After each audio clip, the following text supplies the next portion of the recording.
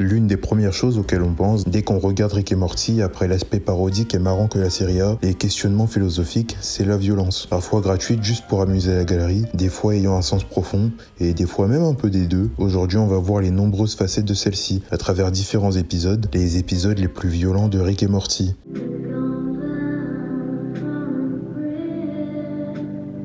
Ça commence fort avec l'épisode spécial Bushworld Adventure. Dans celui-ci, Rick arrive chez les Smiths, pas comme d'habitude en vaisseau ou en piste au portail, mais dans une voiture, tout ce qu'il y a de plus banal, et invite Morty à vite rentrer dans sa voiture, sauf que Bess s'interpose et Summer est sur le point d'appeler la police. Pour que la situation dégénère pas, Morty embarque finalement avec son grand-père, à qui l'objectif est d'aller récupérer un cube à Bendigo, à 8 heures de route de là. Et je pense que tu le vois, l'animation de cet épisode est particulière. Elle est vachement inégale et on dirait que chaque scène ne vient pas du même épisode. Mais ça, c'est que l'enveloppe qui accentue la violence de cet épisode. Rick, il est bizarre, enfin plus bizarre que d'habitude. Pourquoi tu le braques sur ma tête, Rick? Tu vas fermer ta Je vais te buter aujourd'hui, Morty. Je déconne pas, tu vas crever. Ferme ta gueule, Morty. Ferme ta gueule. Je vais te buter et ensuite je me buterai aussi. Il menace clairement son petit-fils juste avant de faire un détour, pour se taper des encas sur la route, en envoyant Morty en chercher, puis juste après il se plaint qu'il prend trop de temps et il bute le caissier gratuitement, ce que fait jamais Rick, en faisant une blague qu'il a déjà fait dans un autre épisode. Tu l'as tué, Rick! C'est un bureaucrate, Morty. J'ai aucun respect pour lui. Rick, tu l'as déjà dit, il me semble. Ça marche pas dans ce contexte. Après ça, puisque Rick s'est trompé de type d'essence pour la voiture, ils sont forcés d'aller à Bendigo à pied. Quand à un moment, Morty voudra pisser, mais il va se faire mordre la queue par un serpent. Alors Rick va lui proposer une solution. Oh non. Je vais devoir te sucer la bite, Morty. Maintenant, je vais devoir te sucer ta petite de Morty. Je dois te sucer ta petite de Morty.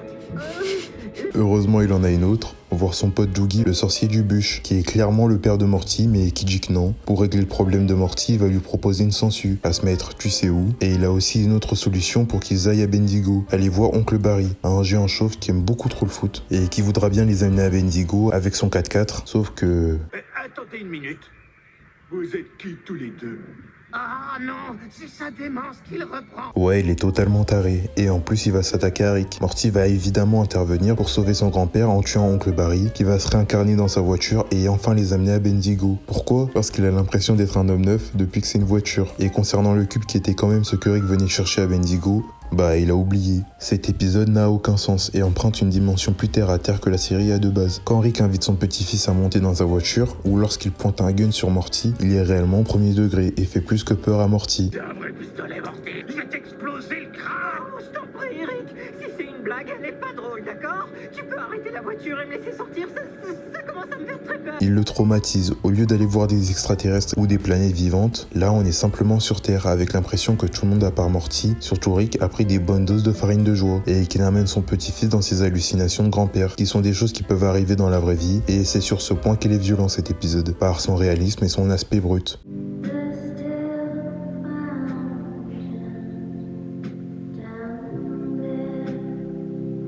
Imagine que demain, tu perds ta famille à cause en partie de ton beau-père et que tu essayes de t'en remettre. Dans ton coin, tranquillement... Jerry, debout, allez, Jerry, vous devez venir avec ok. moi. C'est important, Jerry.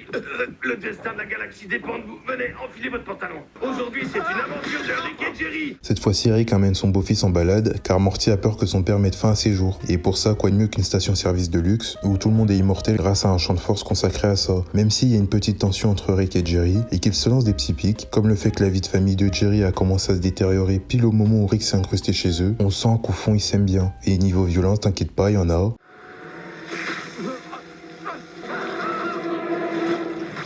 Lui, c'est Risotto, c'est le directeur adjoint du lieu. Et en gros, il propose à Jerry de tuer Rick. Au début, il voudra pas, mais c'est quand même par sa faute qu'il a perdu sa famille. Alors il lui en veut encore un peu, et il va lui proposer d'aller sur le manège pour enfin y arriver. Ouais, c'est vicieux, et ce qu'il a encore plus, c'est que ça se retourne contre lui. Quand Rick va s'excuser, ce qui va vite dissuader Jerry de finaliser le plan de Risotto. Malheureusement, c'est trop tard. Puis Rick, qui vient de découvrir qu'on a essayé de le tuer, va terminer Jerry. Vous passez pour une victime, mais vous êtes un prédateur. Vous utilisez la pitié pour appâter vos proies. C'est comme ça que vous survivez. Moi, je survis parce que sais tout. Ce serpent survit parce que des gamins se perdent dans les bois. Et vous, vous survivez parce que les gens se disent « Oh, le pauvre, il a pas de chance. Je peux pas supporter le silence assourdissant des lamentations de son âme. Je vais l'embaucher ou me marier avec lui. » Sans pour autant le laisser tomber. Après tout, c'est le père de son petit-fils, et c'est pour ça que Rick fait ça de base, pour Morty. Ils vont décider de partir de la station, et Rick va se faire tranquilliser parce qu'il est trop chargé en armes. Et si Jerry va en profiter pour faire le malin, Risotto lui pour les capturer. Enfin, surtout Rick, quand juste avant de faire le grand saut, leur conscience et leur âme vont fusionner, en vivant une infinité de vies à travers le passé, le présent et le futur. Garde ça en tête, j'y reviendrai. Ce qui va installer le doute dans la tête de Risotto, sur les tuer ou pas, tout en dissipant les effets du tranquillisant sur Rick. Et tu connais Rick, c'est un homme qui peut vite s'avérer agressif. La journée va enfin se finir pour Rick et Jerry qui rentrent grâce à une capsule et décident chacun d'oublier ce qui s'est passé pour une meilleure entente. Si tout à l'heure je disais que l'épisode n'avait aucun sens, celui-là en a bien un, et à la fois non. Ce qui est choquant avec celui-ci, à part que Jerry a perdu sa famille à cause de son beau-père et que son fils envoie le beau-père pour qu'il finisse pas trop rapidement dans la tombe, par pitié pour lui quoi. Ce qui est triste quand même, avec littéralement un champ d'immortalité qui amène forcément les créateurs à jouer avec ce concept, aussi bien graphiquement que autrement. C'est le manque de sens que crée l'épisode 2 à deux moments particuliers.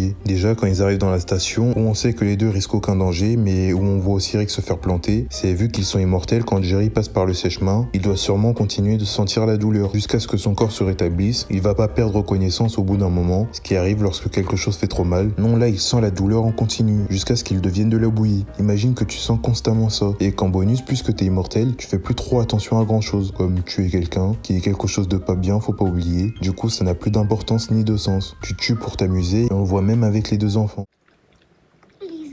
Puis pour l'autre moment, c'est totalement le contraire. Lors de la fusion de leurs personnalités, et que l'un et l'autre vont apercevoir l'immensité, l'infini de l'univers et toutes les réalités différentes qui le composent, ils vont se rendre compte que plus rien n'a de sens. Bon, à Paris qui semble déjà avoir vécu ce genre d'expérience, mais les deux autres, ils vont remettre les choses en perspective, en voyant que comparé à tout ça, ils sont minuscules, c'est semblable à quand t'es dans l'avion, et que tu regardes par le hublot en voyant à quel point Théo est insignifiant face au paysage qui s'étend à des hectares et des kilomètres. Dans ce genre de moment, on voit sa vie autrement, et on peut se réveiller en se disant que ça tient qu'à un fil quand même. Dans un sens, ça redonne du sens à la vie.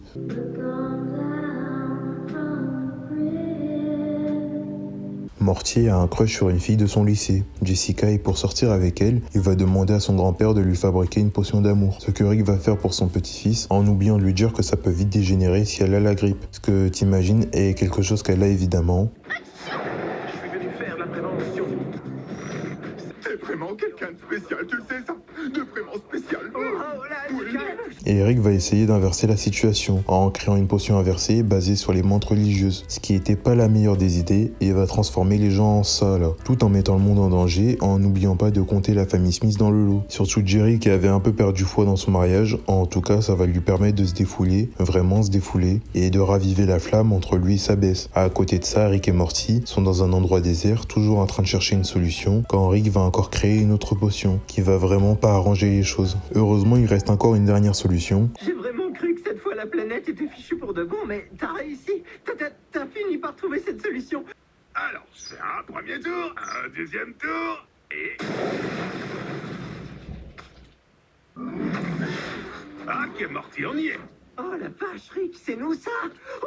On est mort. Prendre la place de leur double mort, dans une réalité différente. Là, on entre dans un autre type de violence. En plus de la violence visuelle, avec des humains déformés, cet épisode fait bien plus ressortir ce dont je parlais pour celui juste avant. Le manque de sens qu'on voit à travers Morty, mais cette fois-ci de manière plus brutale. Car oui, la violence, c'est pas que des effusions de sang, elle peut être perçue de différentes façons. Et la plus frappante, c'est celle qui ne t'atteint pas physiquement, ni mentalement, mais celle qui arrive à remettre en cause ce à quoi tu crois. Ta réalité. On entre dans le champ de la croyance. On voit bien au travers des yeux de Morty, Rick qui dit on change de dimension comme si de rien n'était, comme si c'était pas la première fois qu'il faisait ça. À l'enterrement de son propre cadavre, Morty prend la place de lui-même et accepte sa propre mort. Mais du coup, puisque c'est pas sa place, est-ce qu'il a le droit d'être là? Il y a plein de choses qu'on peut ressortir, comme sa mortalité, l'éthique ou la morale. Mais je vais rester simple en me concentrant sur le dilemme du bateau de Thésée, qui dit que si on reconstruit un bateau à partir de la même planche, est-ce que c'est encore le même bateau? Si un Morty identique vient remplacer un Morty qui vient de mourir, est-ce que ce Morty est encore lui-même? En premier, on pourrait dire que oui, puisque c'est exactement le même. C'est le fils de Jerry et Bess et le frère de Summer, sauf que non aussi. Les deux réponses sont exactes. Morty est aussi une nouvelle personne, surtout après la réalisation qu'il vient de faire. C'est comme si t'étais dans une famille et depuis ta naissance, on te dit que t'es le vrai enfant de tes parents. Quand d'un coup, un jour, t'apprends que t'as été adopté et qu'on t'a menti depuis tout petit. Tu te sens plus à ta place et tu crois plus en rien ni en ceux en qui t'avais confiance. Puis si t'as eu du mal avec ce dilemme, alors dis-toi que c'est exactement ce qu'a ressenti Morty. Et ça, c'est ultra violent. Ça te bouscule pour toute une vie.